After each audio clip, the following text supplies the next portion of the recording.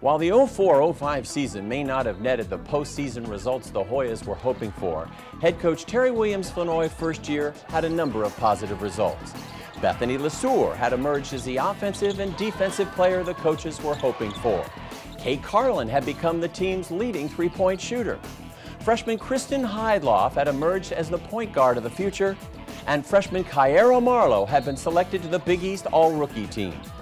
But perhaps the biggest story this season was the evolution of Coach Flanoy's up-tempo offense, which surprised a number of teams, and a stingy 2-3 defense that stymied some of the best offenses in the conference.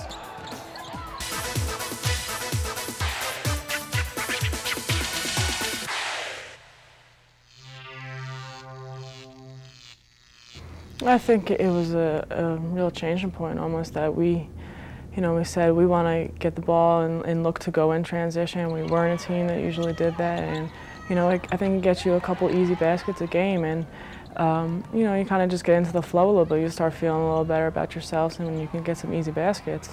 I think we just really enjoyed a couple of games that we got out on them other teams really early and got a big lead because of our transition and because of just playing a little more up tempo, and I think that a lot of us fed off that, and I know that's something we're hoping to do more of next year.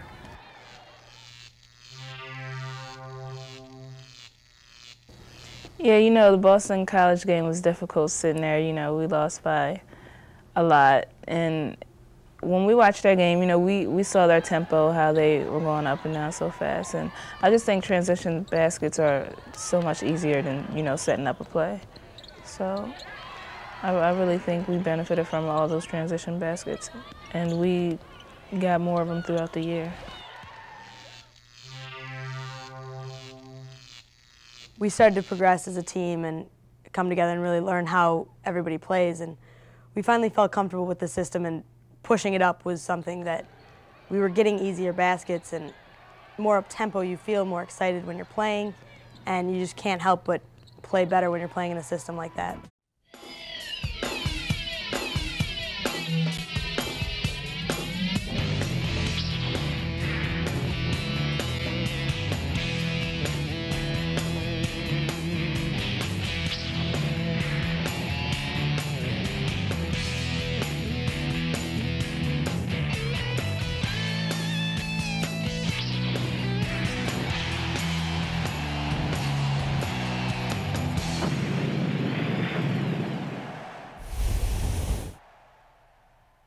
So I might as well go to my distinguished panel right away. And what do you guys think about that move? I mean, both of you been on great teams, you've been with great quarterbacks, and you have to have that continuity, and you have to have a leader, and it's kind of bad to take a leader out at an important part of the game.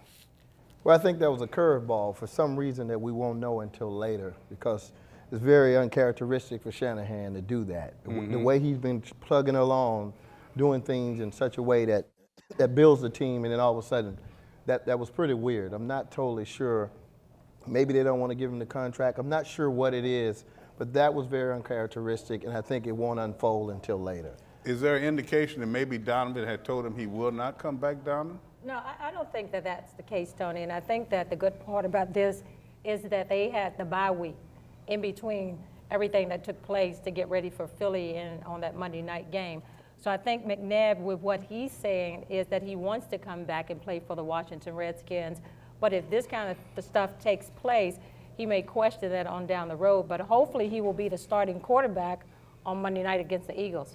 What about that offensive line, Ken? You played against a lot of offensive line, and I know we look at Donovan McNabb, but he's also only going to be as successful as his offensive line allows him to be. Right. What do you think about that line? I mean, it's the truth.